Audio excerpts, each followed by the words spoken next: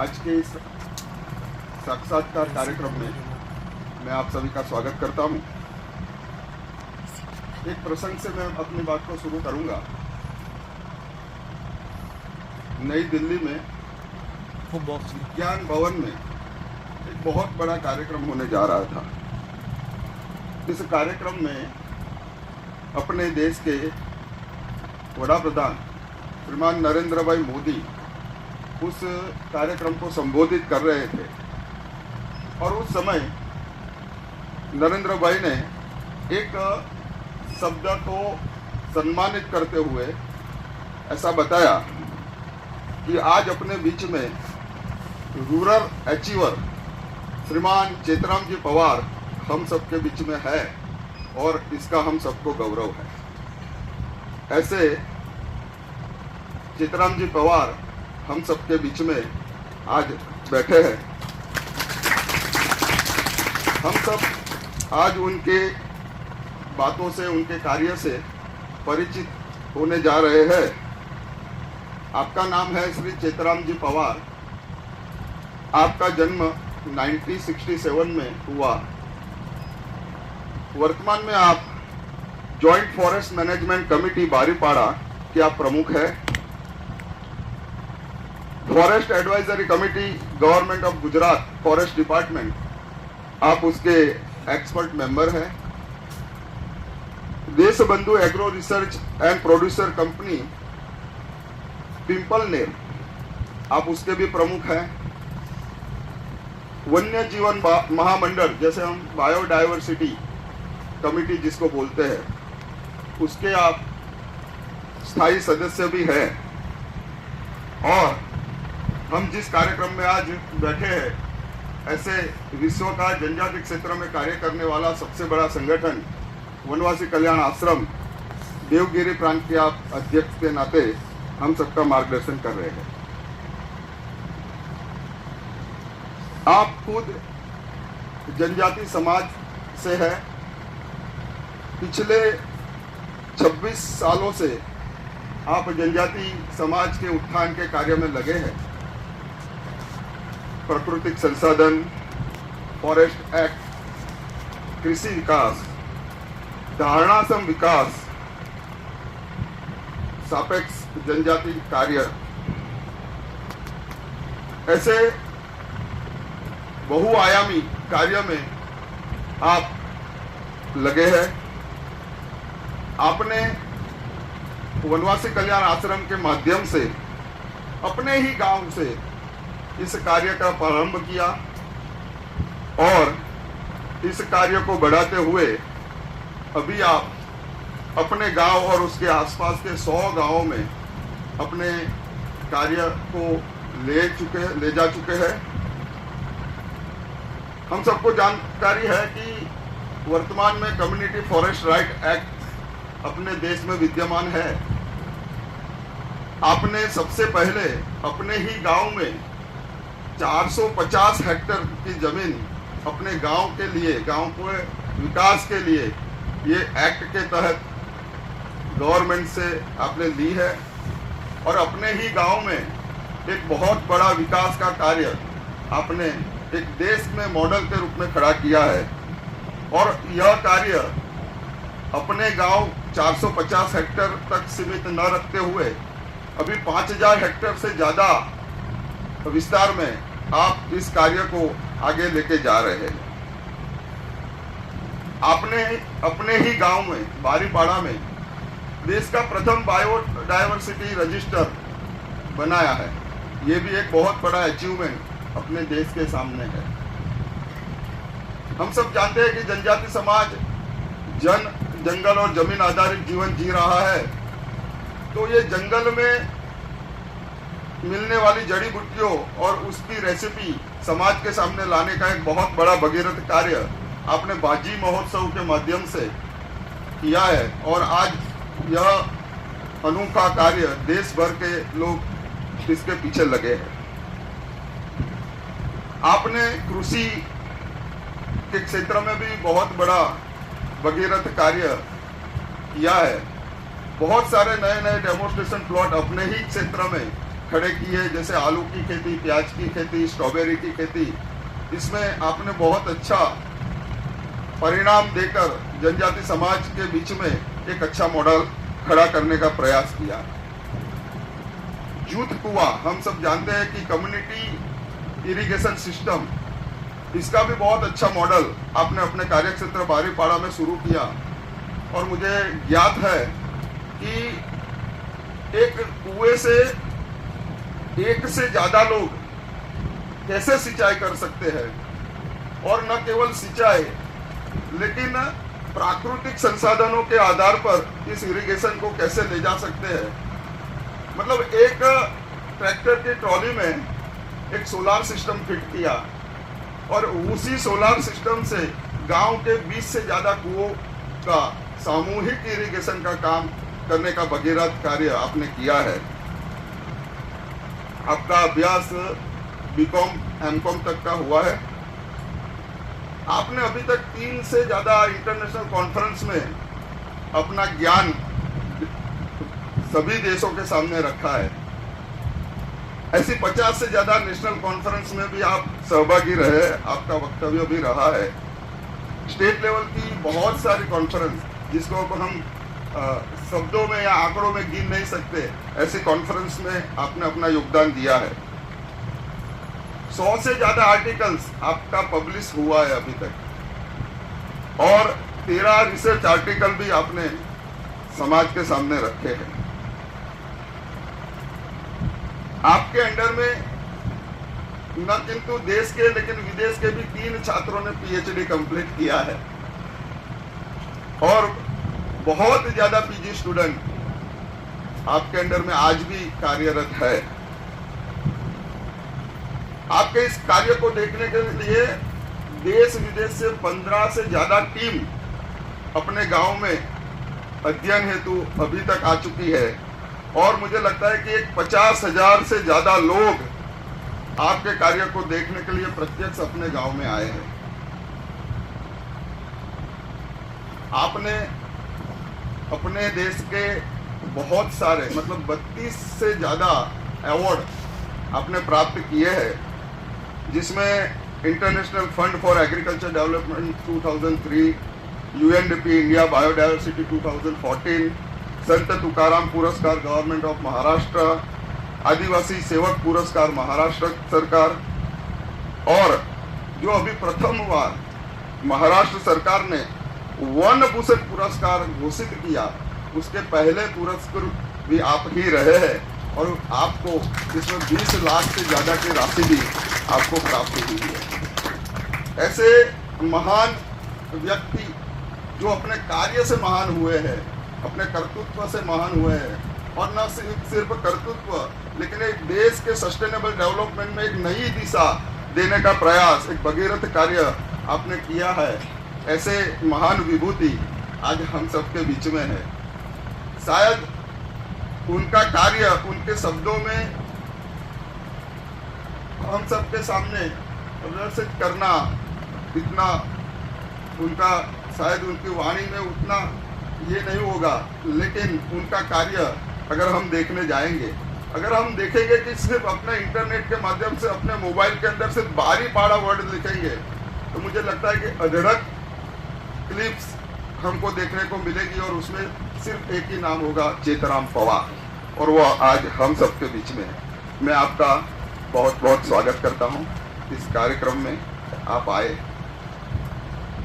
चित्राम जी, आपकी ये जो भगीरथ यात्रा कहाँ से शुरू हुई? ऐसा विचार आपके मन में कैसे आया, और इस समग्र विकास को दिशा देने का प्रयास आपने कब से शुरू किया? अगर इस बात पर हम सबके सामने रखेंगे तो मुझे लगता है कि हम सबके लिए बहुत बड़ा दिशा दर्शन होगा। आप सभी को राम राम, और विशेष करके यहाँ बैठे हुए अखिल भारतीय संगठन मंत्री अतुल जी बैठे हैं, और वैभव जी है, और क्षेत्र के अन्य क्षेत्र और प्रांत के कार्यकर्ताओं को भी मन से राम राम। वैसे तो ये काम जो है वो टीम वर्क है, लेकिन जैसे प्रश्न पूछा गया कि शुरुआत कहाँ से हुई, तो इसमें विशेष करके हमने 91 में काम शुरू किया था, लेकिन काम शुरू करते समय हमने कुछ गांव के आसपास जो खाली जगह थी उसमें पौधे लगाने का काम किया। करीब करीब 11,000 पौधे लगाए थे और काम रुक गया क्योंकि उसको दिशा ही नहीं थी, हमें किस दिशा में काम करना है वो दिशा नहीं थी। उसी समय 91-2 के बीच में वनवासी कल्याण आश्रम से संपर्क हुआ और ध्यान में आया कि ये लोग जो है बाहर से आए, कहाँ से आए मालूम नहीं, और अपने एक छोटे से गांव में आकर काम कर रहे हैं। उस समय डॉक्टर आनंद फाटक MD मेडिसिन है, वो उनके साथ में रवि सहारे और संघ के कार्यकर्ता वो बार बार आने लगे और ध्यान में आया कि ये लोग आकर हमें बोल रहे कि अपने गांव के लिए, समाज के लिए हमें कुछ ना कुछ करना चाहिए, तो हम क्यों ना करें।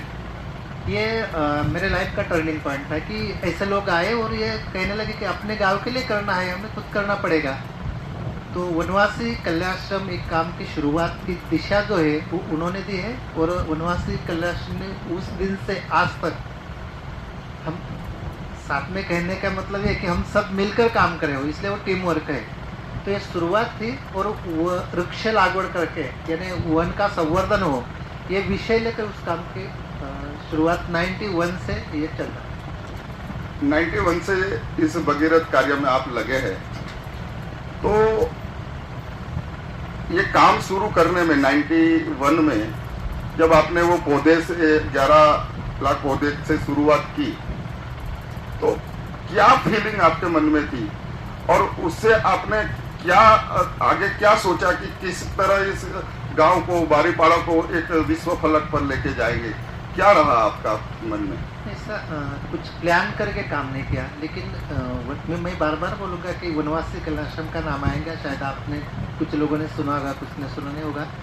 वनवासी कल्याणाश्रम के कार्यकर्ताओं का सातत्य ने प्रवास होता गया और कहने लगे कि हमें ये काम करना है, यानी क्या करना है, तो हमारे आसपास जो संसाधन है उसको हम संरक्षित कर सकते हैं क्या। तो उसमें क्या है, जैसे कि जंगल है, जल है, जंगल जल जमीन जल और पशुधन, तो हम किसी न किसी इस बिंदु से काम कर सकते हैं क्या।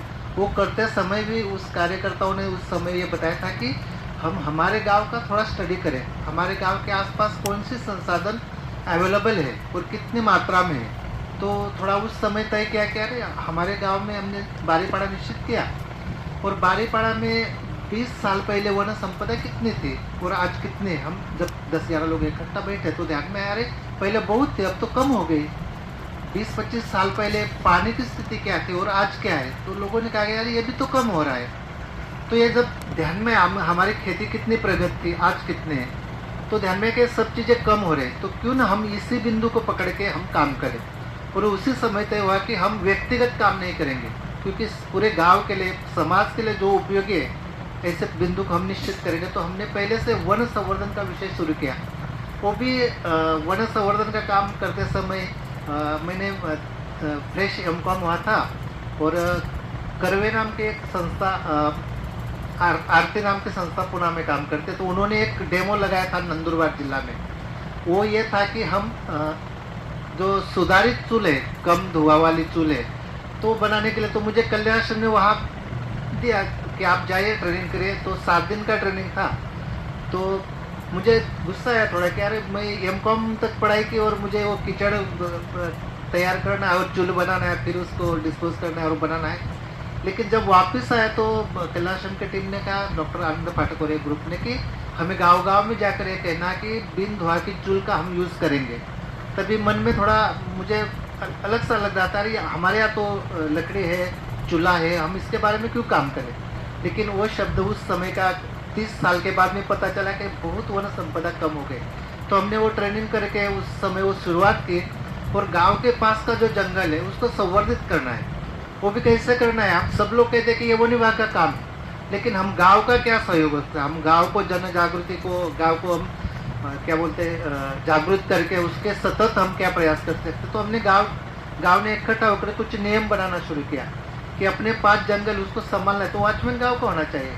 लेकिन ये नियम एक दो वर्ष में नहीं बने, उसको 3-4-5 साल लगते हैं। तो जैसे जैसे लोग इकट्ठा हो गए तो एक रूल बनता गया। तो पहला रूल बना था कि जंगल में से कोई खड़ा पेड़ ना काटे, अगर वो काटता है तो उनको 1,000 रुपये जुर्माना है। ये गांव ने तय किया।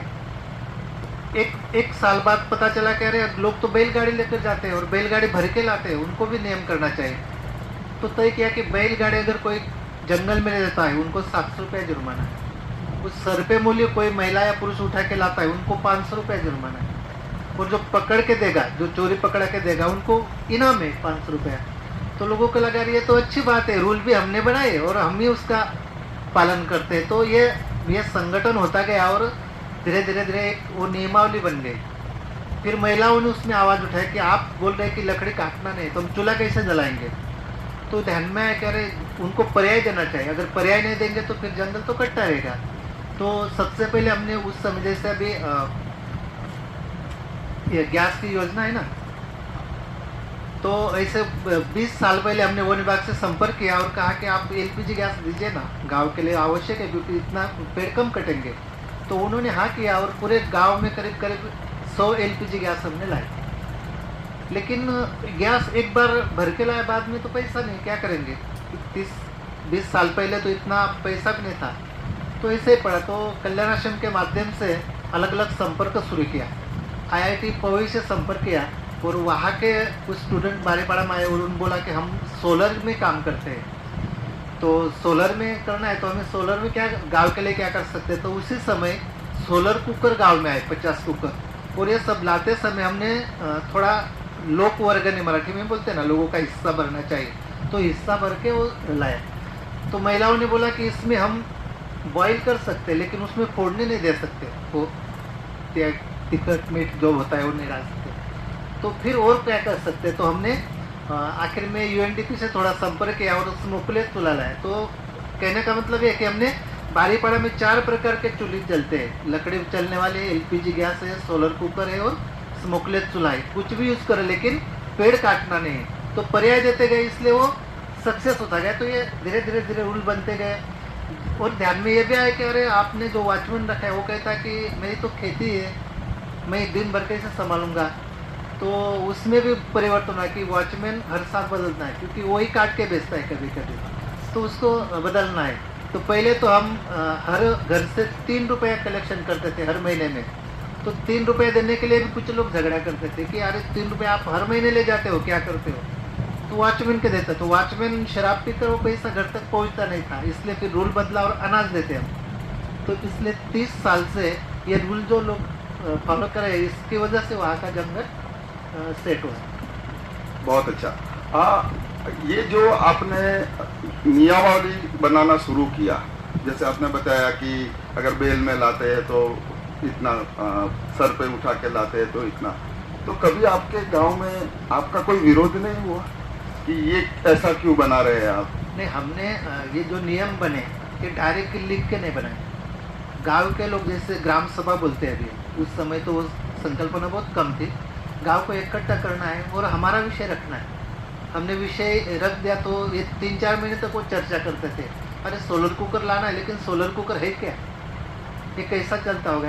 ये अपना विषय, कल्याण आश्रम का विषय उन गाँव के सामने छोड़ देने का, तो उसमें चर्चा होती थी और फाइनली निकाल होता था कि हाँ ये लाना है। ऐसे वो सब रूल बनाए। लोग, किसी ने कहा कि वॉचमैन जो है ना, मैंने परसों देखा था कि वो काट के बेच रहा था। तो दूसरे ने कहा कि इसको हम हर साल बदल कर सकते हैं क्या, कर सकते हैं, लेकिन गांव के लोगों से मुंह में से जो विषय आता है तो इसलिए वो शाश्वत होते गए फिर, क्योंकि रूल गांव ने बनाए, वो पाल भी गांव वाले रहे और जंगल भी गांव का बढ़ रहा है, तो लोगों के सामने वो सब चित्र आने लगा। तो ये एक पॉइंट मिल गया हमें कि ये जो काम है वन संवर्धन का पूरे गाँव के लिए, किसी व्यक्ति के लिए नहीं। और उसमें पारदर्शिता पहले से तय हुई कि हमने पारदर्शिता और संगठन, ये दोनों बिंदु इसमें जुड़े गए। अच्छा, हमने सुना है कि जैसे शहर में हर घर के व्यक्ति के पास अपने घर की एक प्रॉपर्टी कार्ड होता है और कुल मिलाकर कितनी संपत्ति है परिवार में, समाज में, ऐसा कुछ आपने अपने गांव के लिए भी ऐसा कोई प्रयास किया है? ये क्रमशः होता गया। वैसे तो बारीपाड़ा में जो 5 बिंदु पर हम लोग काम करें, जंगल, जल, जमीन, जन और पशुधन यानी जानवर, ये 5 बिंदु ऐसे कि हमें कहीं से आयात करने की जरूरत नहीं। हम लोग कहते हैं कि जंगल नष्ट हो गया, गोधन नष्ट हो गया, खेती में कुछ डेवलप नहीं, लेकिन बहुत प्रमाण में है। हमें खाली संगठित होकर गांव को संगठित करना पड़ेगा, संगठित होकर ये करते हैं। तो ये काम करते करते 2014 में यूएनडीपी का एक ग्रुप बारी पढ़वाया था और उन्होंने सवाल पूछा कि आप बोल रहे कि गांव का विकास हो रहा है, यहाँ तो कुछ नहीं, झोपड़ी है, और आप बोल रहे कि विकास हो रहा है, क्या क्या बात क्या है? तो लोग तब तक बोलना सीख गए ना। लोग कहते हैं कि साहब हमारे घर पे चलिए और एक कागज़ निकाल लिखो हमारे पास क्या क्या है। तो बोला कि मेरे पास एक बैल जोड़ी है जिसकी कीमत 1 लाख के आसपास है, हम ट्रैक्टर का यूज़ नहीं करते। हमारे पास 4 गाय है, हमारे पास बकरी है कि जो हमें एटीएम का काम करती है, हमारे पास 20-25 मुर्गियाँ है, देशी मुर्गियाँ, वो तो एटीएम ही है, कभी भी पकड़ो 500-600 रुपये मिल जाता है। तो ये जो हमारे संसाधन है ना, ये है। और हमारे घर में साल भर के लिए अनाज है, इंद्रायणी जैसे सेंटर वैरायटी है, दाल है, जो भी चीज़ें हैं हमारे यहाँ। परस बाग है, संकल्पना जो है घरों के पास में नहीं, खेतों में, हर एक के खेत में परस बाग है। अतुल जी खुद आ गए, वहाँ पर देखा है। तो हर एक के पास, तो हम हरी सब्जी भी मार्केट से नहीं लाते। तो ये सब उन्होंने काउंट किया, बताया उनको कि हमारे एवरेज सरासरी 5 एकड़ ज़मीन है हर एक के पास, लैंडलेस फैमिली बारी वाले में कोई नहीं। ये सबका बेरीज करा तो ध्यान में है कि 50 लाख से ज़्यादा है और बैंक में अकाउंट नहीं, लेकिन इतने संपत्ति उनके पास है। तो उन्होंने हंसते हंसते वो बायोडाइवर्सिटी का जो पुरस्कार है वो उन्होंने प्रदान किया।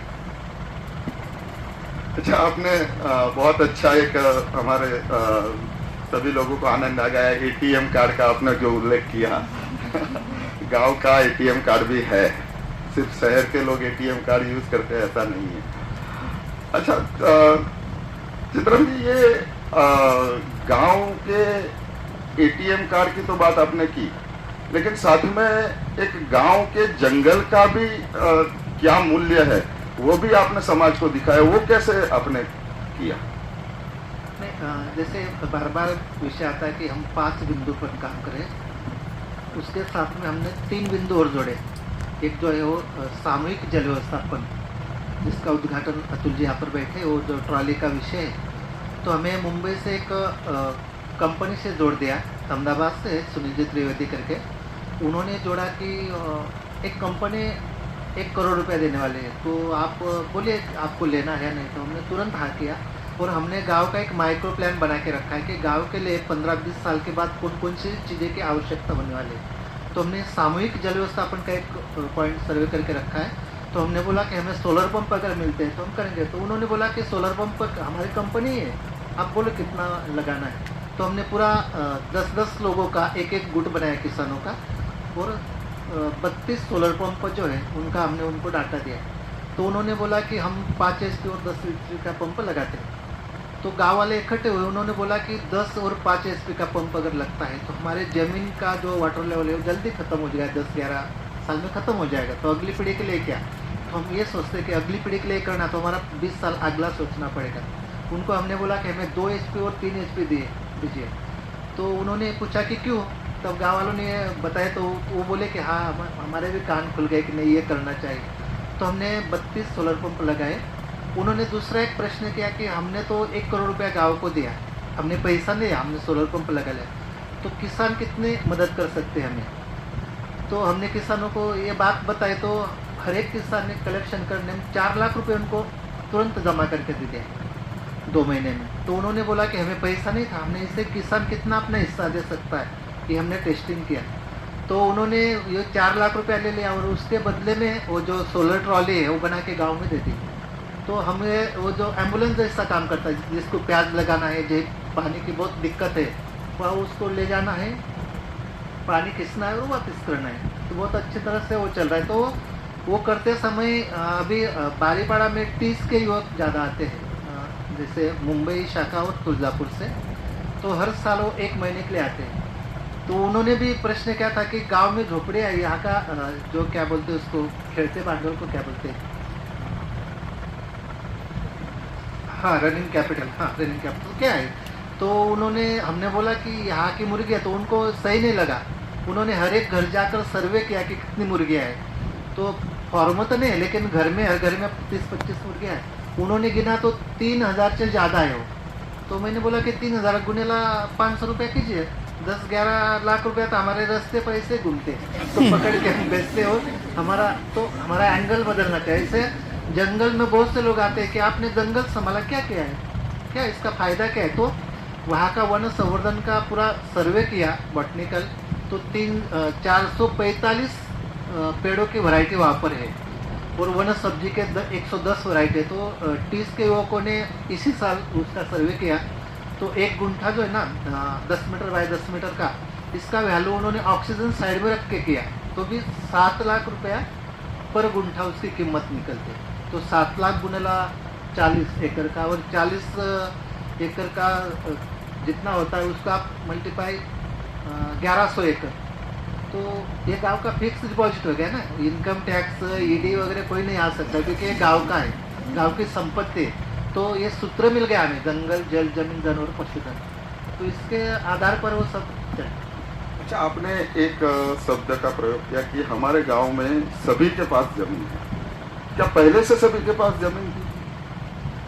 गांव में कुल गांव का क्षेत्र हमारा 900 हेक्टेयर का है, उनमें से 450 हेक्टेयर वन क्षेत्र है कि जो अभी सामुदायिक वन अधिकार के अंडर वो ग्राम सभा का हो गया है। तो 2001 में देहरादून स्थित IFS कॉलेज है, वहाँ के प्रिंसिपल वहाँ पर आए थे और उन्होंने कहा कि ऐसे कितने लोगों के पास ज़मीन नहीं, भूमि नहीं, तो 5 फैमिली थी। तो उन्होंने बोला कि कानून बनेगा या नहीं बनेगा मालूम नहीं, लेकिन आप गांव वाले तय कर सकते हैं। हमारे वो ध्यान में आ गया क्या करना है। हमने उसी दिन गांव के 5 लोगों को 4-4 हेक्टेयर जमीन दे दी। तो उसका परिणाम क्या हुआ कि गांव में जंगल काट के खेती करने वाला भी जीरो हो गया और जिसके पास जमीन नहीं, सब फैमिली भी जीरो हो गया। और 2006 का कानून बना, इसके तहत वो उनके नाम पर हो गए। और जो गवर्नमेंट की एक योजना चलती है महाराष्ट्र में, भगवान बिरसा मुंडा से नाम से, तो उनके माध्यम से हर एक फैमिली को 3 लाख रुपए मिल गया। उन्होंने जब कुआं बनाया, लैंड लेवलिंग की, पाइपिंग की, और काम चल रहा था। अच्छा, गांव में जल संधारण के लिए भी आपने बहुत एक मॉडल खड़ा किया है, तो उसके बारे में कुछ आप बताएंगे? वही बहुत बार ये विषय होता है कि गांव के जो युवक है वो बोलते हैं कि हमें रोजगार नहीं, हमें बाहर जाना पड़ेगा, हमारी खेती डेवलप नहीं, ये सब बार बार सोचते हैं। तो हमने वनवासी कल्याण श्रम के माध्यम से एक सर्वे किया और ध्यान में आया कि हमें जंगल, जल, जमीन डेवलप करके इस पर आधारित हम शाश्वत विकास कर सकते क्या। तो इसकी एक अच्छी शुरुआत बारीपाड़ा में हुई। वन तो संभाल लिया, फिर भी जो माइग्रेशन होता था वो रुकता नहीं था। तो माइग्रेशन कब रुकेगा? जब हम जंगल, जल, जमीन डेवलप करेंगे, विकसित करेंगे, तो हो सकता है क्या। इस पर थोड़ा प्रयास किया हमने।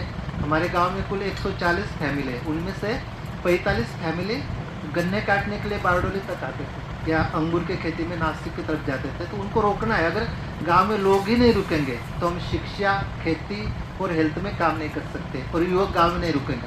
इसलिए पहले से वन संवर्धन करते करते जल की लेवल तो बहुत कम है, तो जल स्तर बढ़ाने के लिए क्या कर सकते हैं। तो हमने श्रमदान नहीं शब्द होगा शायद हिंदी, तो श्रमदान से हमने प्रयास किया और देखते देखते हमने 485 बांध बनाए। बहुत बड़े नहीं, लेकिन 1-1.5 मीटर लंबाई, 1-1.5 मीटर हाइट के।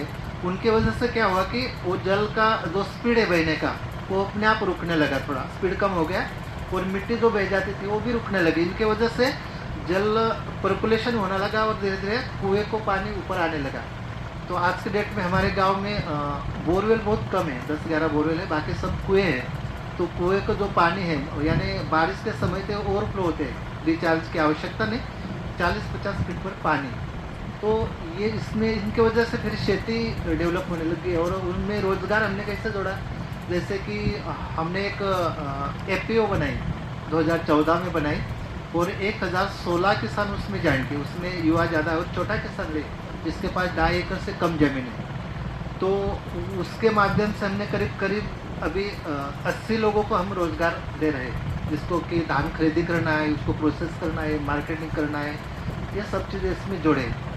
तो ये रोजगार निर्मित का भी साधन है और जल के लिए वो काम किया। तो हमने दूसरी बात ये कही कि हमने सरकार से कुछ मांगा नहीं, लेकिन जिला का कलेक्टर है, SP है, एग्रीकल्चर का जो प्रमुख है जिला का, ऐसे लोगों को हम अलग अलग कार्यक्रम में बुलाते हैं।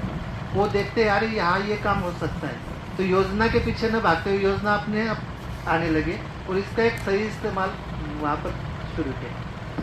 अच्छा, आपने एक बहुत अच्छा प्रयोग जंगल के जो वनबाजी की बात बहुत प्रसिद्ध है। हमने यूट्यूब पे भी देखा था कि बारीपाड़ा में वनबाजी उत्सव बहुत बढ़िया होता है। तो क्या है वो वनबाजी उत्सव?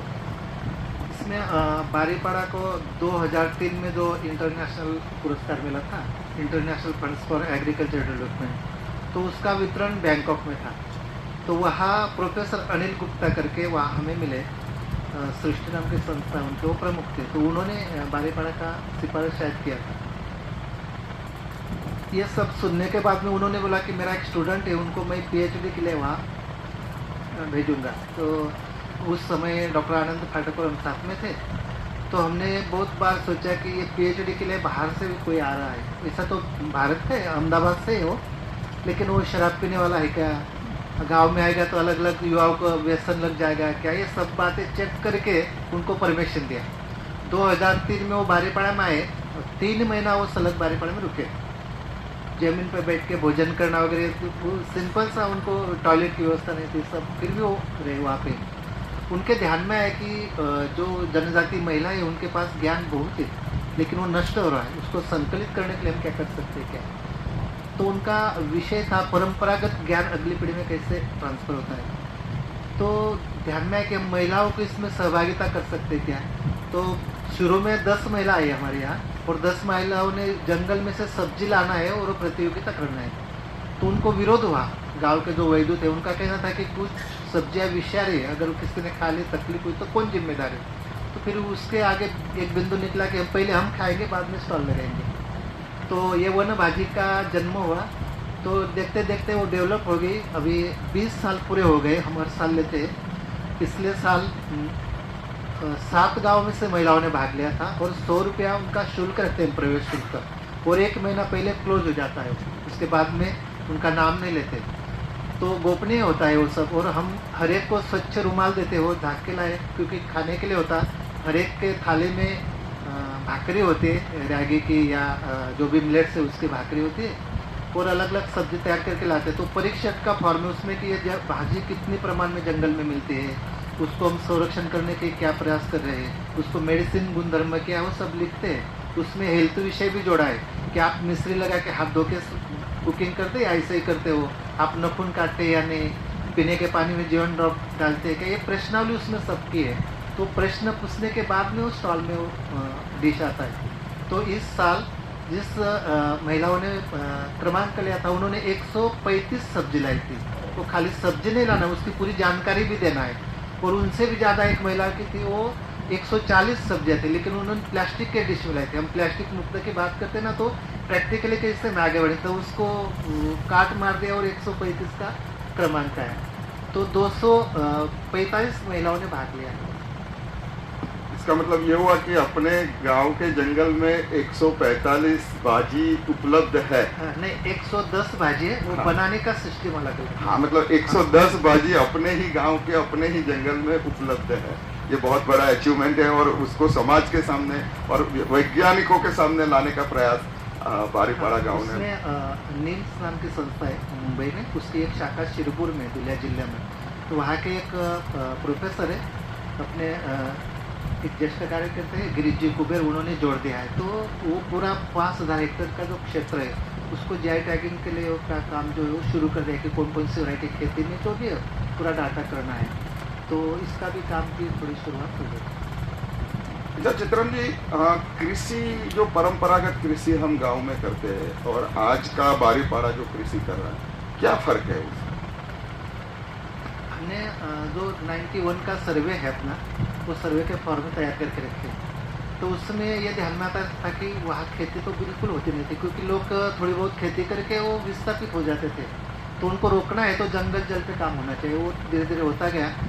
बाद में पता चला कि यहाँ की जो परंपरागत खेती, हम ऑर्गेनिक नहीं बोलते, क्योंकि ऑर्गेनिक कहा तो लोग और दुकान मान के ये ले जाए ये ले जाए करते हैं। तो परंपरागत जो हम खेती करें उसको हमें शाश्वत की तरफ ले जा सकते हैं क्या। तो उस पर फिर जर्मनी से, वो भी भारत से, सही अल्दुले, उन्होंने पीएचडी की कौन कौन सी फसल आते हैं। तो वहाँ छोटे से गांव में 50 से ज़्यादा प्रकार के जो वैरायटी है, तो परंपरागत बीज है, उनकी खेती होती है। तो जंगल डेवलप हो रहा था, उनके साथ में जल पर थोड़ा थोड़ा काम हो रहा था। तो बाद में पता चला कि 91 में तो 11 एकड़ से ज़्यादा इरिगेशन नहीं था। तो धीरे धीरे बढ़ते बढ़ते अभी आज के डेट में 250 एकड़ से ज़्यादा दोबार खेती होती है, जैसे कि बारिश के समय और रबी के समय में।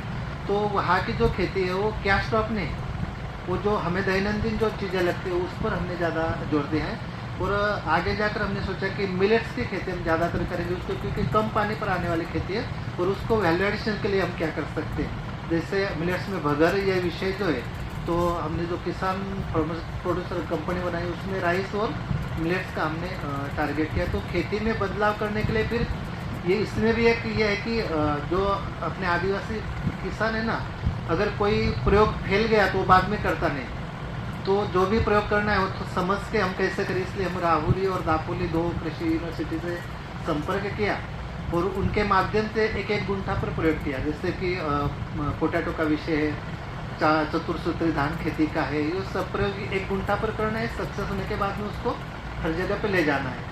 तो खेती में बहुत सोच समझ कर ये विषय किया। और पूरी खेती जो है वो गो आधारित कैसे हो, गो आधारित खेती का एक चल रहा है। तो अभी खेती तो बहुत अच्छी तरह, जैसे स्ट्रॉबेरी की खेती वहाँ पे होती है, तो हम ये सोचते हैं कि युवाओं को इसको कैसे हम जोड़ सकते हैं। तो हम ये अभी युवा को जोड़ना है तो उसको प्रोसेस में जाना पड़ेगा, प्रक्रिया उद्योग में। तो ये सब प्लान करके धीरे धीरे हम आगे बढ़े। अच्छा, ये जो एफपीओ आपने बनाया है वो गांव में के विकास में किस तरह उपयोगी हो रहा है?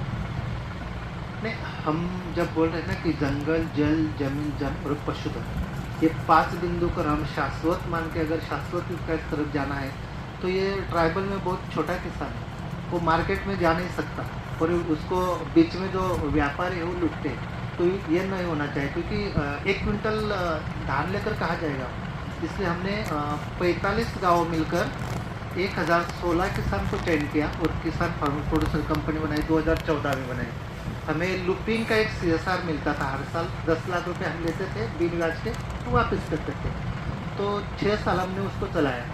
बाद में अपने केंद्र सरकार ने 2 करोड़ रुपए उनको सैंक्शन किया और हमने एक गोडाउन बनाया, उसमें मशीनरी लगाई और आज के डेट में वो रन चल रहा है। तो इसका हम क्या करते हैं कि जिस किसान के पास धान है, जो भी अनाज है, उसको डायरेक्ट गांव में से उठाना है और कंपनी में लाकर उसका प्रोसेस करके मार्केट लिंक करके उनको पैसा देना है। तो ये बहुत अच्छी तरह से चल रहा है। आगे जाकर उसका हमारा ये है कि करीब करीब 25,000 किसान उसको जुड़ जाएंगे, वो प्रयास स्पीड से चल रहा है।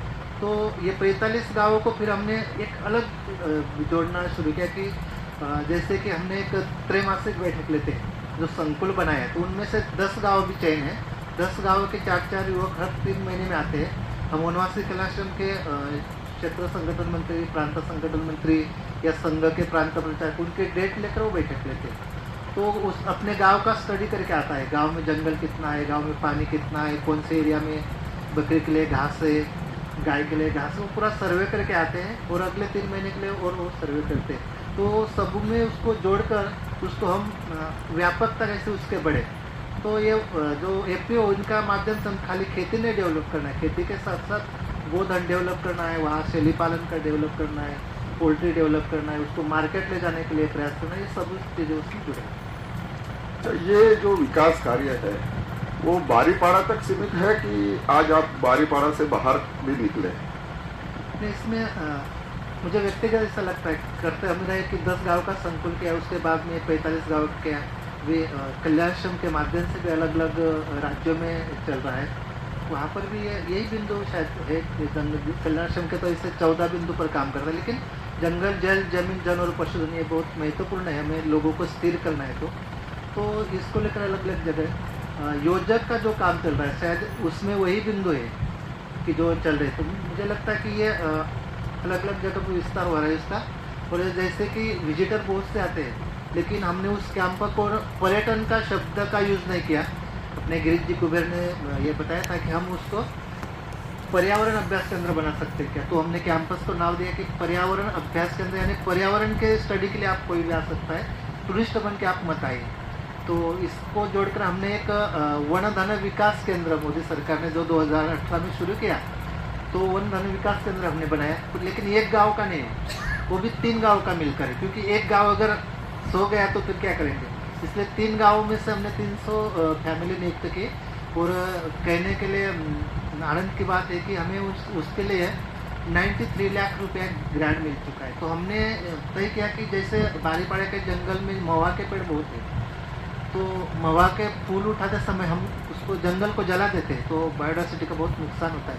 या फूल उठाते समय बार बार उठाएंगे तो कमर का भी प्रॉब्लम आ सकता है। तो इसके लिए हमने एक बिजनेस प्लान किया कि हर एक पेड़ को हम नेट लगाएंगे, और नेट लगाएंगे तो वो फूल उठाने के लिए समय ज़्यादा नहीं देना पड़ेगा और उसको मिट्टी भी नहीं लगेगी, उसकी वैल्यू भी बढ़ेगी। और उन फूलों को हम सोलर ड्राई में ड्राई करेंगे तो उसको जो पीला कलर आता है ना वो भी आएगा। और उसको हम देसी गाय के घी में फ्राई करेंगे। तो लोग गोपालन भी करेंगे, तो देसी गाय के घी में अगर फ्राई करेंगे तो हम शहर में जाते हैं ना, तो टेबल डिश होता है काजू बादाम पिस्ता, उसमें हम महुआ का फूल रख सकते हैं क्योंकि उसमें भी प्रोटीन बहुत है, उसको कीमत भी बढ़ जाएगी। तो ये बिजनेस प्लान किया है, उसके लिए सरकार ने हमें मदद भी की है। उसके बाद में उसको जो फल आता है, आप सबको मालूम होगा बहुत बड़ी मात्रा में फल आते हैं, वो पक्षी खाते हैं ना, तो पक्षी के लिए बहुत अच्छा वो पेड़ है। लेकिन उसका जो बीज है वो क्रश करके उसका जो ऑयल है हम खाने के लिए यूज़ करते हैं, आप भी करते हैं नहीं मालूम नहीं। तो उसकी हम ऑयल निकालने की मशीनरी गाँव में लगाई, वो भी शुरू हो गई पिछले साल से। लेकिन जब हमने सर्च किया कि सब कहते हैं ना कि आदिवासी बहुत से हमारे लोग कहते हैं कि हम गरीब हैं, हमारे पास कुछ नहीं है, लेकिन महुआ की बीज का तेल हम खाते हैं। अगर आप गूगल पर सर्च करोगे तो उसकी कीमत है ना 3000 रुपये लीटर है। तो और हम खाने में यूज़ करें तो हमारा जो एंगल है वो बदलना पड़ेगा देखिए। तो बारीपाड़ा का हमने सर्वे किया, हमारे पास 4435 महुआ के पेड़ हैं, बड़े बड़े पेड़ है 304। हाँ, हमने उसको नंबर दिया, कौन से पेड़ से कितना उत्पादन आता है वो भी लिख के रखा है। तो 100 किलो फूल मिलते हैं 50 रुपये किलो से 5 रुपये मिल जाएंगे, लेकिन हर एक पेड़ से हमें 30 किलो भी ऑयल मिला। तो 30 किलो गुनेला 3000 यानी 90,000 रुपये तो एक पेड़ से हो गया। तो 90,000 गुनेले 4000, ये गांव का फिक्स डिपॉजिट, बारिश हो या ना हो उत्पादन आता रहेगा। तो उसमें हम युवाओं को जोड़ सकते हैं क्या? तो ये बिंदु पर अभी चल रहा है। चित्रण जी, आपने बहुत अच्छी बात तो बताई और बहुत उम्दा कार्य तो कर रहे हैं, लेकिन आपके जीवन में ऐसा कोई प्रसंग आया कि थोड़ी निराशा आई, ये काम क्यों करना, छोड़ो, अब इसको छोड़ देते हैं, ऐसा कोई समय आया और उसमें आप कैसे उभर कर आया, तो कैसे उभर कर बाहर आए, ऐसा कोई प्रसंग आप हम सबके सामने रख सकते हैं क्या? यह गांव का वन क्षेत्र 1100 एकड़ का है और उसमें एक व्यक्ति संभालने से उसको गांव को संगठित रखना है। इसलिए अपना संघ कल्याण का एक ये भी है, बोलते क्या कि जैसे एक प्रयास है कि आप जितना प्रवास करोगे उतना संपर्क बढ़ेगा और जितना संपर्क होगा इतना हम संगठित हो गए, और संगठित हो गए तभी ये काम कर सकते हैं। तो इसका आधार लेकर हमने जो प्रयास क्या बोला पूछा था आपने, हाँ, तो ये करते समय गांव को संगठित रखना बहुत कठिन होता है कभी कभी। लेकिन ट्राइबल के बारे में एक ये भी है, अशिक्षित समाज होता है ना, वो जल्दी से संगठित हो जाता है और एक बार टूट गया तो फिर संगठन करना बहुत कठिन है। ये अशिक्षित का दोनों लक्षण है। तो गांव में संगठित रखने के लिए प्रयास है। तो एक बार गांव में जब जंगल में चोरी करने के लिए कुछ गांव के लोग आए थे, बोपखेल करके, जो भी संघ का ग्राम विकास का गाँव है, तो कॉलेज के युवक थे सब, उन्होंने रात को आकर काटा जंगल। तो लोगों ने कहा कि क्यों करा, बहुत बार मारामारी हुई, जब उसका फिर कल्याण ने मध्यस्थी करके तो सब समाप्त किया। तभी लगा था कि ये झंझट में नहीं आना चाहिए था। और दूसरी बात यह कि जब 2003 में अंतर्राष्ट्रीय पुरस्कार मिला बैंकॉक में, तो वहाँ से हम वापस आए तो गांव वालों ने 7 किलोमीटर तक हमारा जुलूस निकाला था, मिरवणूक निकाली थी, ढोल ताशा के साथ में गांव तक पहुँचे। और दूसरे दिन शुरू हुआ कि कितना पैसा मिला, तो पैसा तो नहीं दिया था उन्होंने पुरस्कार देते समय कहा था कि आपको भारत सरकार मदद करेगा। तभी अटल जी की सरकार थी, वो 6 महीने पहले शायद उन्होंने समाप्त कर लिया। तो गांव वालों के मन में था कि ये पैसा उन्होंने विदेश में रख दिया बैंक में। वो कुछ लोग झगड़ा लगाने के लिए आते थे, उनका कहना था कि आप सही ढंग से पूछो, ये ठीक नहीं। तो गांव में जो एक अलग वातावरण था, हमें 1 साल लग गया वो उसको संगठित करने के लिए, रोज़ का वही विषय था। तभी लगा था कि ये कल्याण ने किया लेकिन पुरस्कार नहीं लेना चाहिए था, ऐसा लगा था उस समय। तो 1 साल में फिर से गांव क्लियर करने के लिए हम अलग अलग प्रयोग किए हमने। तो उसके बाद में जहाँ भी सम्मान सत्कार होता था, हम गांव की पूरी समिति को लेकर जाते थे। और समिति को लेकर जाना है तो उनके ध्यान में है कि पुरस्कार में क्या है, तो 5 या 10 हज़ार रुपया है, एक शाल और श्रीफल है, और वापस आना है। वो 10 हज़ार रुपये तो गाड़ी करके जाना और आना उसी में ख़त्म हो जाते हैं। तो मुंबई में एक कार्यक्रम में गए थे हम, एक छोटा पुरस्कार था। तो मुंबई तो सेकंड पर चलते हैं, वो पुरस्कार हो गया, अपने अपने लोग सब निकल गए। तो गांव के 2-3 लोगों ने बोला कि हम भोजन कहाँ करेंगे, हम अब कहाँ रहेंगे। मैंने बोला कि ये तो मुंबई है, हमें अभी ट्रेन पकड़ के जाना पड़ेगा, हम क्या करेंगे। तो उस दिन से उन्होंने बोला कि अभी कहीं भी पुरस्कार लेने के लिए जाना होता आप जाइए, हम गाँव में काम संभाल लेंगे। तो ये क्लियर करने के लिए 1 साल लगा। अच्छा, ये तो है। आपके जीवन में ऐसा कोई प्रसंग आया कि जिसके कारण ये काम को दुगनी शक्ति से आगे बढ़ाने का जोश मिला, जुस्सा मिला, एक प्रेरणा मिली, ऐसा कोई प्रसंग आपके जीवन में? इसमें 4-5 प्रसंग है। या तो वनवासी कल्याणाश्रम और संघ साथ में है। कभी कभी लगता था कि अभी ये काम नहीं करना चाहिए, बहुत बार ऐसा लगता था। तभी कल्याणाश्रम का कोई कार्यकर्ता ने प्रवास किया या किसी बैठक में जाकर वो बैटरी चार्ज होते हैं, काम में लग जाते हैं। सबसे पहले बैंकॉक में 2 पुरस्कार मिला 2003 में। अगर ये गांव संगठित नहीं होता, वनवासी कल्याणाश्रम साथ में नहीं होते, तो मेरे सामने वो रील पूरा ऐसा घुमा किन किन लोगों ने मदद की। तो वो एक अलग दिन था कि अरे हमें ये काम और जोर से करना पड़ेगा और अलग अलग गांव में जाना पड़ेगा, अलग अलग जगह पे जाना पड़ेगा। इसी पर हमारी चर्चा ज़्यादा चलती थी। दूसरा, एक काम करने की प्रेरणा जो है उसमें अपने माननीय श्रीदेव जगदेव रामजी उराव का 2 बार बारीपाड़ा में प्रवास हुआ था। लगा कि अरे अपने अखिल भारतीय अध्यक्ष यहाँ पर आते, इसका मतलब ये काम सही दिशा में चल रहा है, हमें करना पड़ेगा। तीसरी बात ये हुई कि 5 दिसंबर 2017 में राष्ट्रीय स्वयंसेवक संघ के संघचालक परम पूजनीय मुंजी भागवत पहुँचे और उन्होंने गांव वालों से बैठक ली। पूरे दिन वो 5 दिसंबर यानी दिसंबर महीना था, फिर भी बारिश थी उस दिन। इतने बारिश में वो आए और पूरा देखा और गांव वालों से उन्होंने बात करके ये कहा कि मैं विश्व में जहाँ पर भी प्रवास करूँगा तो बारीपाड़ा यानी पर्यावरण पर आधारित किस तरह से जीना चाहिए वो मैं बताऊँगा। तो जिम्मेदारी और बढ़ गई कि अरे ये करना चाहिए, कोई बिंदु अगर बंद है तो उसको क्यों बंद पड़ा है, वो देख के करना चाहिए। तो ये ऐसे लोगों के प्रवास में से वो प्रेरणा मिलती गई और तभी तो यह सब कल्याणाश्रम का ही एक टाइम का बिंदु है। अच्छा, एक व्यक्तिगत प्रश्न पूछता हूँ। इस उम्र में आप जब थे, इस उम्र में तो क्या यही काम करने का सोच मन में था क्या? मैं कहूँगा कि इसमें तो वनवासी कल्याणाश्रम का बहुत बड़ा रोल है।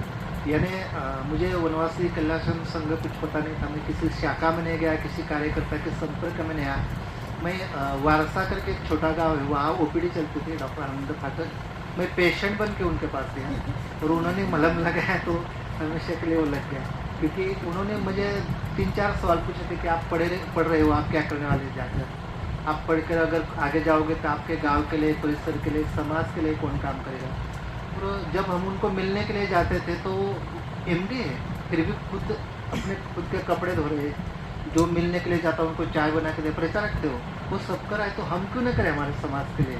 वो ध्यान में आया। और बारीपाड़ा में तो बहुत खराब स्थिति थी, यानी पानी नहीं था, शराब पीने का प्रमाण ज़्यादा था, खेती होती नहीं थी, शिक्षा नहीं थी, हेल्थ में कुछ नहीं था। तो ये कौन करे, हम नहीं करेंगे तो कौन करेगा, ये मन में आया और काम करते चले गए। ऐसे में मुझे एयरफोर्स में नौकरी मिली थी इनकॉम करने के बाद में, लेकिन वो छोड़ के इस ग्रुप से जुड़ गया मैं। तो ये यानी संगत कैसे हमारे साथ आसपास को इनको साथ में लेकर काम किया। फिर भी नौकरी नहीं करना था तो शादी करनी थी तो क्या होगा, इसमें भी कल्याणाश्रम ने मदद की है। और हमने साथ बैठकर मैं वनवासी कल्याणाश्रम का काम करने वाला हूँ।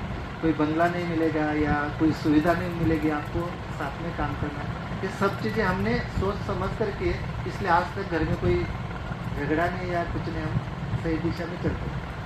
अच्छा, आपको तो वैसे बहुत सारे पुरस्कार अलग अलग प्रकार के मिले हैं। पहला पुरस्कार जब आपको मिला क्या महसूस कर रहे थे, क्या लगा?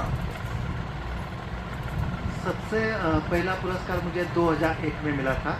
नंदुरबार में एक सम्मेलन था वनवासी कल्याणाश्रम का, तो वहाँ पर अपने शरदराव ढोले करके कार्यकर्ते हैं। तो मुझे लगा आसाम मेघालय से बहादुर सिंह जमातिया वो आए थे और उनके हंसते वो पुरस्कार दिया था, वो पहला पुरस्कार था। इसके बाद में फिर शुरू हुआ, सिलसिला चलता गया। हाँ, तो मैंने तो बहुत सारे प्रश्न आपको पूछे हैं। आपकी पूरी जीवनी हमारे युवा दल ने सुनी है। मुझे लगता है कि कुछ जिज्ञासा, कुछ प्रश्न इनके मन में भी होंगे, तो आप उनका भी कुछ समाधान करने का प्रयास करें। तो मंच તમારી પાસે ખુલ્લું છે।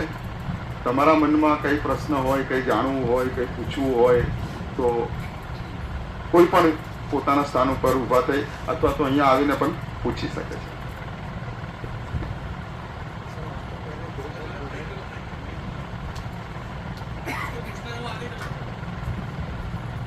જેને જેને પ્રશ્ન પૂછવો છે ધીમે ધીમે આગળ આવતા જાઓ એટલે સમય ન બગડે આપણો।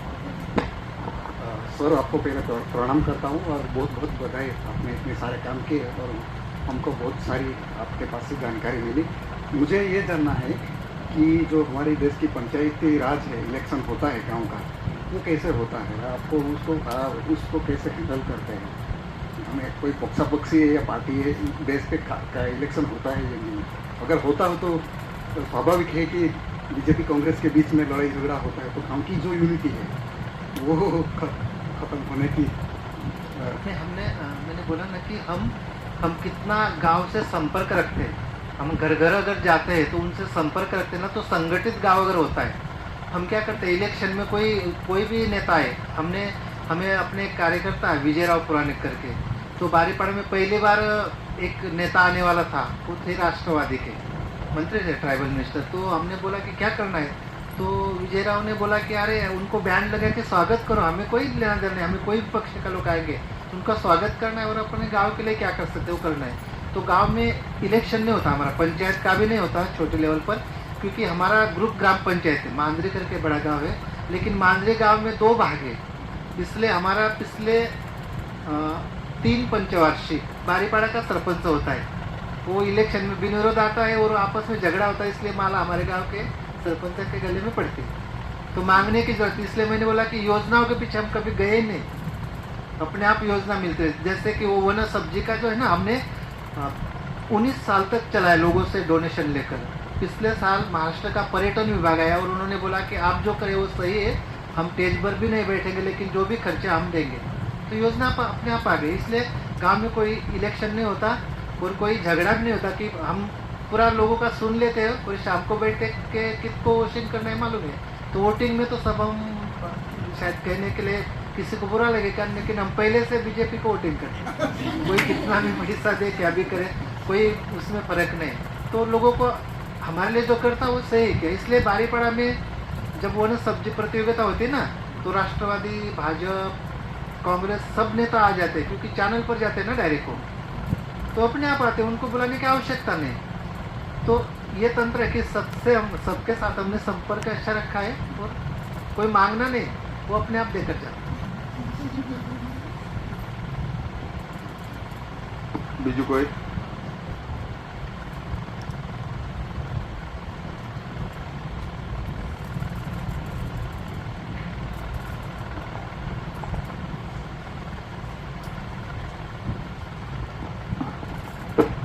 गुजरात की जो ट्राइबल है उसमें अभी भी उत्सव जो परंपरा है वो चलती है, कहीं कहीं पे परंपराएं दिखती है। तो आपके वहाँ पे भी, क्योंकि यहाँ पे भी ट्राइबल है, वहाँ पे भी ट्राइबल है, तो वहाँ पे भी जो परंपराएं है वो आज भी वही तरह से या चेंजिंग हो गया है उसमें। हमने जब मैं वैभव जी ने बुलाया था कि आप बैठेंगे, साथ में बैठे थे ना, तभी सुना। तो मुझे लगता है कि हमारा जो विकास हो रहा है ना, तो विकास करते समय में अस्तित्व और अस्मिता, ये दोनों को ध्यान में रखकर अगर करेंगे विकास, तो वो शाश्वत रहेगा, नहीं तो गड़बड़ हो जाएगी। इसलिए वो परंपराएं, जो भी पूजा पद्धति, जो अधिकार, वो सब है।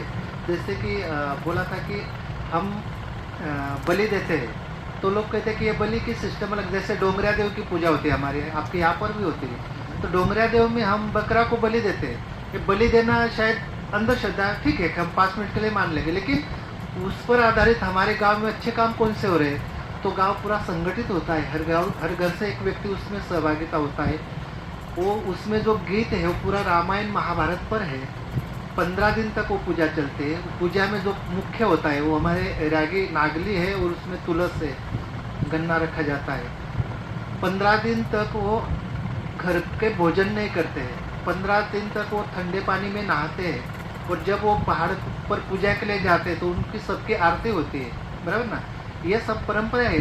और लोग कहेंगे कि अरे पहाड़ को पूजने से आपको क्या मिलने वाला है, तो पहाड़ में तो ऐसा कुछ नहीं ना। लेकिन हम हमारे एंगल से देखेंगे तो पहाड़ है तो हमारे लिए पानी मिलता है, वहाँ जंगल है, हमारे अलग अलग फल मिलते हैं, हमें ऑक्सीजन मिलता है, सब चीज़ें उसमें है ना। तो हम तो गोवर्धन वस तब से पूजा करें, तो ये परंपरा अगर ख़त्म हो गई तो फिर उसमें कोई ये नहीं। हमारे जंगल में आज भी हम जंगल से कोई पत्ती सब्जी लाना है तो पहले पूजा करते हैं, उसको हम पालड़िया कहते हैं, पालड़िया शब्द है वहाँ का। हाँ, तो पूजा करने के बाद ही हम लाते हैं। तो ये जंगल तो बहुत कुछ देता है। जैसे मैंने वन धन केंद्र का बोल कि हमें प्लास्टिक मुक्त करना है, लेकिन प्लास्टिक मुक्त करना है तो हमें पलस से पत्रावली बनानी पड़ेगी ना। तो हमने 3 मशीन बुक किए, मैनुअल किए, वो ऑटोमेटिक नहीं लाए। तो ये सब चीज़ें देखना, हमें परंपरागत को यानी 2 शब्दों में कहना था, हमें अस्तित्व और अस्मिता को संभाल के ही विकास करना है, नहीं तो हम कहीं ना कहीं भटक जाएंगे।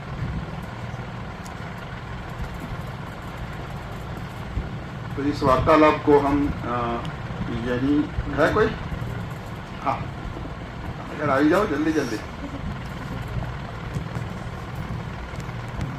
પછી બહેનોનું કોઈ પ્રતિનિધિત્વ નહીં થાય આજે?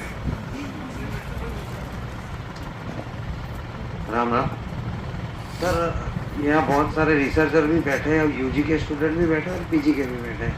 उनके लिए और हमारे लिए भी एक एनवायरनमेंट के लिए आपने इतना काम किया है, तो आपके अंडर जो इंटरनेशनल लेवल के स्टूडेंट आए उन्होंने किन प्रकार के रिसर्च की और पीजी लेवल के जितने स्टूडेंट्स हैं वो किन प्रकार के रिसर्च कर रहे हैं, ताकि इन बच्चों को भी कोई रिसर्च का टॉपिक नया मिल जाए। इस विषय में मैं तो इतना तज्ञ नहीं हूँ, लेकिन मुझे जो लगता है वो मैं बताता कि रिसर्च हो रहा है, पढ़ाई कर रहे हैं हम सब लोग, लेकिन हमारा गांव का विषय नहीं है। यहाँ पर हम पढ़ाई करते हैं तो गांव में क्या आवश्यकता है इसके तरफ हम किताब में कहीं पढ़ाई नहीं जाता। जैसे अभी मिलेट्स का विषय आ रहा है, हम तो परंपरागत पहले से कर रहे हैं ना, वो तो कोई नया विषय नहीं हमारे लिए। जैसे बारीपाड़ा में अभी मिलेट्स पे काम जो चल रहा है, तो एनसीईआरटी का एक किताब बन रही है, उसमें बारीपाड़ा का वो विषय पूरा आ रहा है। कवरिंग पेज पर महिलाओं का वो वन सब्जी का फोटो उन्होंने लगाया। तो हमें ये मुझे लगता है कि हमें जो भी स्टडी करना है ना, हमें गांव केंद्र बिंदु करके हम कर सकते हैं, क्योंकि हम सब लोग तो गांव में नहीं रह सकते, लेकिन गांव के पास में आसपास में जहाँ पर भी हम बिजनेस करेंगे, नौकरी करेंगे, लेकिन हमें गांव से जुड़े होने की आवश्यकता लगता है। क्योंकि गांव में हमें जंगल, जल, जमीन, जन और पशुधन, इसको हम जब तक डेवलप नहीं करेंगे ना, हम शाश्वत विकास नहीं कर पाएंगे। क्योंकि हमारी आवश्यकता है। कोविड में तो बहुत से लोगों को ये ध्यान में आ गया, कह रहे पैसा ही सब कुछ नहीं, हमारे जो संसाधन है दैनंदिन लगने वाली, इसकी तरफ हम कैसे मुड़ सकते हैं। तो बारीपाड़ा में जो अलग अलग संशोधन हुआ ना, उस पर किसी ने वर्मी पर किया है, किसी ने वन औषधि पर किया है, किसी ने वहाँ की मिट्टी कैसे है। इसलिए हम बोलते हैं कि गांव का बैंक बैलेंस क्या है, तो हमारी उपजाऊ जमीन जो है, अगर हमारे गांव की जमीन 20-25 साल उपजाऊ रहेगी तभी हमारे अगली पीढ़ी ठीक से चलेगी। हमारे गांव का जो जंगल है वो सही रहेगा, तभी हमारे जो भी ऑक्सीजन है, जो भी चीज़ें जंगल से मिलती है वो सही सलामत रहेगी। इसलिए मुझे लगता है कि इस दिशा में हमें युवाओं को जाने की आवश्यकता है। अगर हम गांव में रहकर हमारे जैसे हमने एक डाटा निकाला है कि बारीपाड़ा में एक फैमिली का खर्चा कितना है मासिक, तो 2000 रुपये है, यानी 2000 रुपये कैश मिलेगी तो हमारा घर चलता है। बाकी सब चीज़ें घर में है ना, दाल है, चावल है, रोटी बनाने के चटनी है, प्याज है, लहसुन है, जो भी है घर में, तो हमें 2000 रुपये हम कहाँ से लाते हैं। तो हमारे जो महुआ का फूल हो बेचना है और किराना लाना है और बैलेंस डालना है, तो एटीएम है हमारा बड़ी मात्रा में है, तो हम बकरा बेच सकते हैं। तो हमें हमारे आवश्यकताएं कम करने पड़ेगी, हमारे घर जाए ना वो कम करने, अगर हम कम करेंगे तो हम अच्छी तरह से जी सकते हैं। तो हमें जो रोज़ जो लगता है वो तो है हमारे पास, लेकिन हमारे अपेक्षाएं बढ़ रही। आखिर में हम सोचते हैं कि विकास हमें विकास कहाँ तक जाना है। विकास लेकर अगर हम आलेख के ऊपर के कोने में जाएंगे तो हमें नीचे आना ही पड़ेगा, क्योंकि हमें सेंटर बिंदु ढूंढना है कि हमारी 1 एकड़ जमीन में अगर हम 40 क्विंटल धान का उत्पादन लेते हैं तो हम 60 क्विंटल की अपेक्षा क्यों करें। 20 क्विंटल आता तो विचार करना, सोचना पड़ेगा। इसलिए हमें सेंटर बिंदु रखकर वहाँ रुकना पड़ेगा। तो हम इस पर संशोधन कोई करता है तो मुझे लगता है कि ज़्यादा प्रभावशाली रहेगा, और गांव में रहकर हम कम से कम संसाधन में अगर जीते हैं तो ये युवा के लिए शायद एक अच्छी दिशा हो सकती है। बहनों मासी,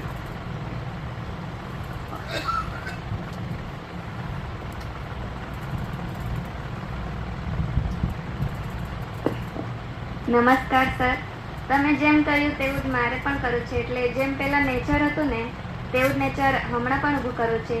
લોકો વૃક્ષોનું દાન કરે અને પછી એ વૃક્ષો શાળાના બાળકો દ્વારા રોપણી કરવામાં આવે, વાવવામાં આવે, ઉછેર કરવામાં આવે તેવું કરવું છે. એટલે તે કેવી રીતે કરવું? आप जैसे कर रहे हैं वैसे मुझे नेचर को खड़ा करना है। तो लोग वृक्ष का दान करते हैं तो हम बच्चों के माध्यम से उसको पौधा लगवाते हैं। तो ये सब काम कैसे करें? मुझे तो ये लगता है कि अगर आप जिस स्कूल में पढ़ते हो, स्कूल हो, कॉलेज हो, जो भी है, कॉलेज की जो कार्यकारिणी ना इनसे कभी अतुल जी का प्रवास है, वैभव जी का है, जो भी आपको लगता है ऐसे अपने कार्यकर्ताओं से एक बार मिलाना चाहिए। क्योंकि अगर कोई कॉलेज एक गांव निश्चित करता है, दत्तक लेता है, तो उस गांव में अगर हम पेड़ लगाते हैं तो वो ज़्यादा सुरक्षित होता है। कॉलेज के माध्यम से हम टूर निकालेंगे, कहीं वो बोलते हैं कि सीड बॉल लगाओ, ये करो, लेकिन उसका संगोपन करने वाला कौन है? तो देखभाल करना बहुत, लगाने के लिए तो बहुत ईजी है, लेकिन उसको 4-5 साल संभालना है।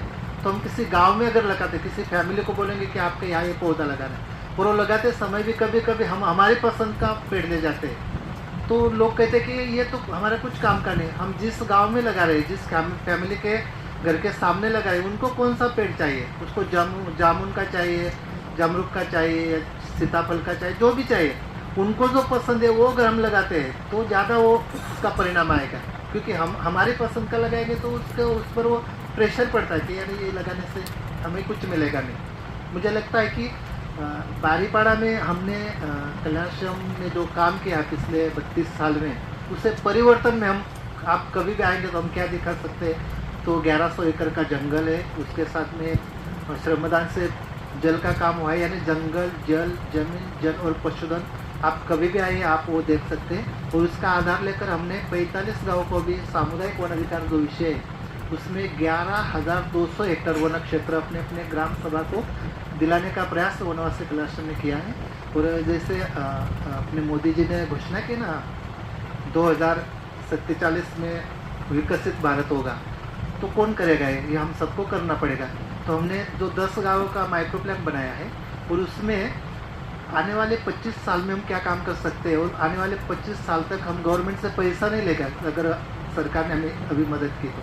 इसका बिजनेस प्लान बनाया है, और वो अगर 5 साल में वो पूरा होता है तो अगले 25 साल तक हम सरकार से कोई योजना नहीं लेंगे। से वहाँ के ग्राम सरपंच जो उन लोगों ने नीचे लिख के दिया, तो जो माइक्रो प्लान बनाए हैं, तो इसे हमें कुछ गांव टारगेट करके आगे बढ़ना पड़ेगा। इसलिए मैं आप सबको विनंती करता हूँ कि आप अगर कभी भी समय मिलता है आपको, तो आप बारीपाड़ा ज़रूर आइए, स्वागत है। वहाँ छोटी सी निवास की व्यवस्था भी है, आप अगर एक दिन भर घूम के रह सकते हैं। शबरी धाम जो है अपना, वहाँ से 30 किलोमीटर यानी बॉर्डर पर है, गुजरात महाराष्ट्र के बॉर्डर है। आपका स्वागत है, आप कभी भी आए। खूब खूब धन्यवाद चित्रांग जी। निश्चय ही आज हम सबको दिशा मिलेगी। इस वार्तालाप को यहीं पे समाप्त करेंगे। धन्यवाद।